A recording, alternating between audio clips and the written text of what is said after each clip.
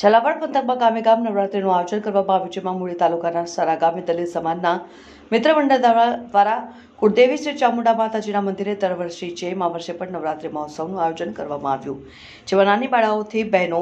ગરબા રમવાનો આનંદ લઈ રહી છે અને સંયમ સેવકો દ્વારા ઇનામ વિતરણ કરવામાં આવ્યા। દલિત સમાજની બહેનો ઉત્સાહ જોવા મળ્યો, જેમાં એકમથી 9 સુધી નવરાત્રિ મહોત્સવનું આયોજન કરાયું અને આજે 5મા નોરતે